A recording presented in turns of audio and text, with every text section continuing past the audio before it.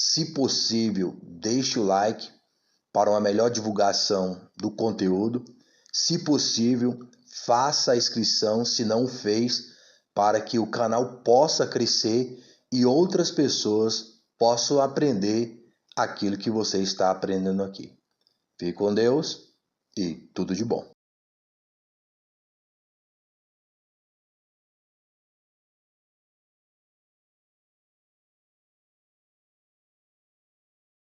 Agora, nem todo mundo pode ter um certo tipo de dog e nem todo mundo consegue adestrar. E nem todo mundo consegue ser um líder. Nem todo mundo consegue ser dominante. Você pode adestrar o dog no melhor adestrador do mundo. E a pessoa adquirir o dog não tem liderança e dominância sobre o animal. Então não deve ter dog. Essa é a real. Certos tipos de dog é a pessoa que não deve ter. Ela deve ter a consciência que ela não tem condição de ter aquele animal. Não é a proibição do animal em si.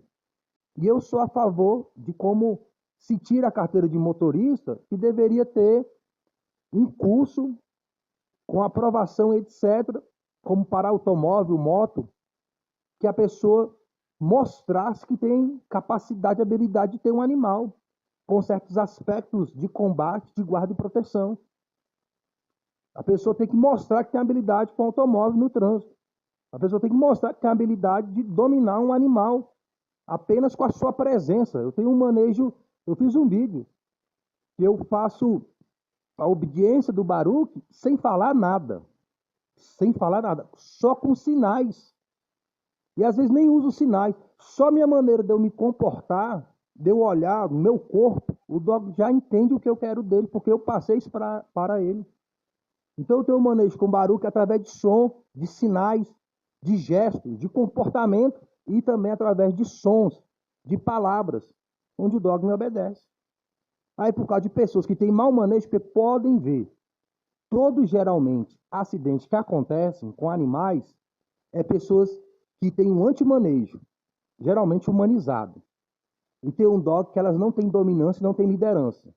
Você não vê fatalidades, acidentes com adestradores. Por que você não vê dogs de adestradores atacando os outros, atacando o dog dos outros?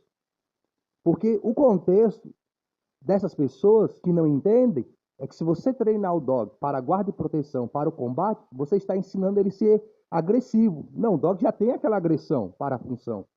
Você só está direcionando corretamente quando e onde e como o dog deve fazer agressão.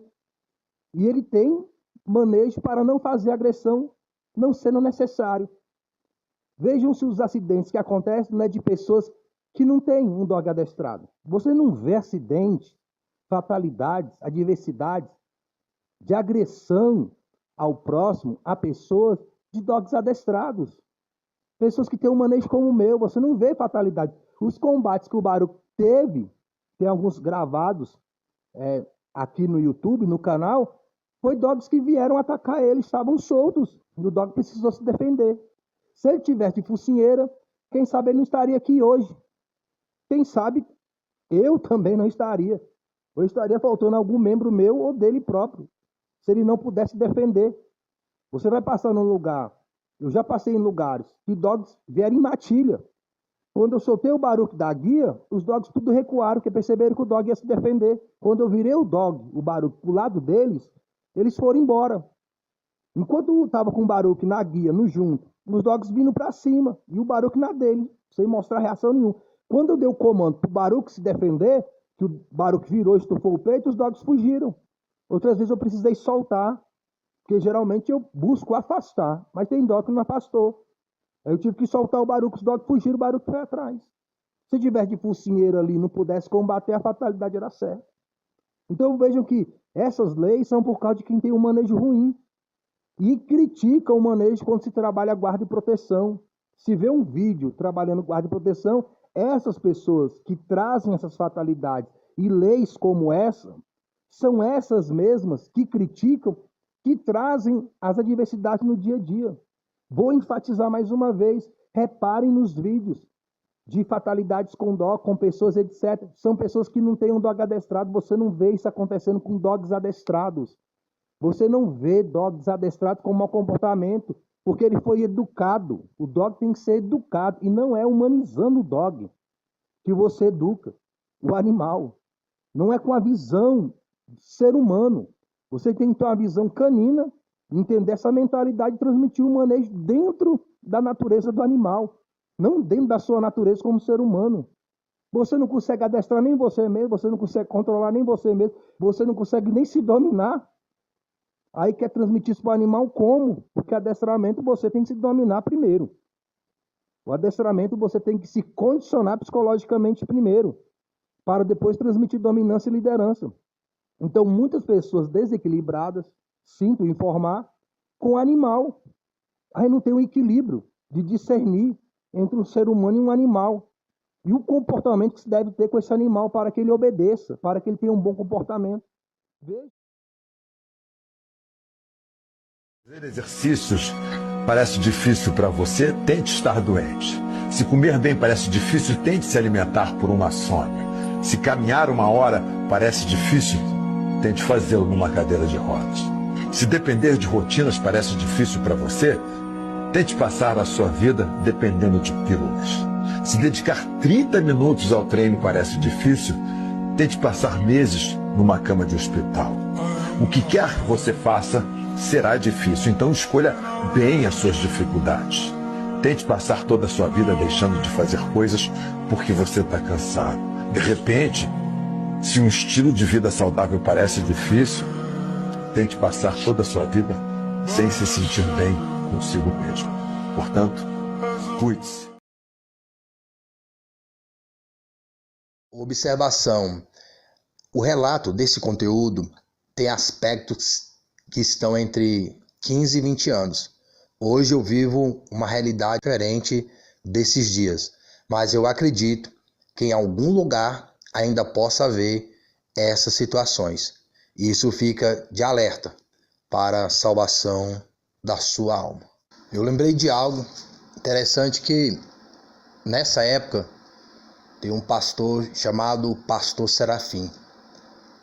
Ele já foi pastor daquele que é pastor lá de onde eu congrego. Ainda que, de uma certa forma, ainda seja. Esse pastor ainda está no nosso meio, graças a Deus. Uma vez eu orando, eu tinha acabado de levantar da oração, algo assim. Ele botou a mão no meu ombro e falou dessa maneira: o diabo está combatendo contra você. Eu fico pensando agora, Senhor, era o único que conseguia enxergar isso, porque os outros pareciam não conseguir enxergar. Paz do Senhor Jesus Cristo, nobres servos de Deus. Irmãos, eu só quero justificar aqui do meu nome não está na lista de oração. Eu moro mais afastado hoje e eu não tenho tanta facilidade como antes para estar orando na igreja, que era um costume, né? Desde quando eu me batizei. Batizei em 1999. E eu sempre tive o hábito de estar orando na igreja. Onde eu batizei, que foi na Igreja de Cristo, Shekinah, lá tinha um porão embaixo da igreja. E todo sábado eu ia para lá, de 8 da manhã até 8 do outro dia. A maioria das vezes em jejum, de pão e de água. E em casa voltava, participava da escola dominical. Isso quando já não passava a sexta em oração. Depois eu fui para Madureira e depois hoje na ADEB.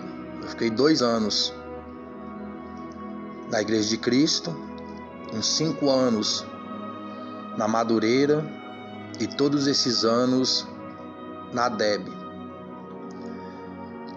E sempre tive o hábito de estar orando na igreja. orava em casa, para os murmuradores que gostam de falar, né? Ora em casa, entra no seu quarto, fecha. Pessoas que me criticavam e hoje estão orando na igreja e alguns até se exaltam no púlpito. Porque é um hábito que eu tenho há vários anos, ou tinha, né? Por onde eu estou morando agora, não tem como. Então, quando eu estava morando aí mais próximo da Deb, eu sempre estava aí orando e sendo criticado, até por obreiro, pastor, falando que eu clamava demais, orava muito alto. Pessoas ficavam murmurando que eu estava todo o tempo na igreja, todo o tempo que eu estava, que a pessoa ia lá na igreja, eu estava orando. Isso é na minha folga, né? Já teve o obreiro de chegar em mim e falar: irmão, você fica aqui orando, as pessoas vão falar que você é vagabundo. Vão dizer: o vagabundo aí que só fica orando. Obreiro, irmão, líder. Eu falei: pô, irmão, abrindo um parênteses aqui, eu falei: pois é, irmão, é por causa do vagabundo que tá orando aí, que a esposa não é abusada, não é estrupada, a filha não é estrupada, que esse irmão ele tem uma esposa, uma filha, né? Também não congrega conosco, mas se congregasse eu falaria também, pra mim não faz diferença nenhuma. Como eu já falei, né? Aquilo que eu não posso falar na frente, eu não falo em lugar nenhum.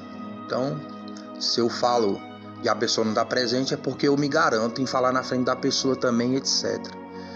Falei: pois é, irmão, é por causa do vagabundo orando, que tem gente que vai e volta pro serviço, a esposa vai e volta para casa, a filha, porque o vagabundo tá aí orando.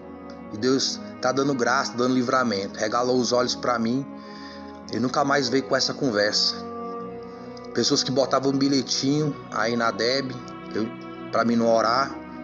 Reclamação de obreiro, até a pedido do pastor, ele sabe. Aqui, ó, você não clama mais baixo, etc. Tanta luta, irmão. Por estar orando, clamando, não era pecando não. E agora eu vejo assim, a liderança estribuchando para as pessoas orar pelo menos 5 minutos antes do culto e as pessoas não oram.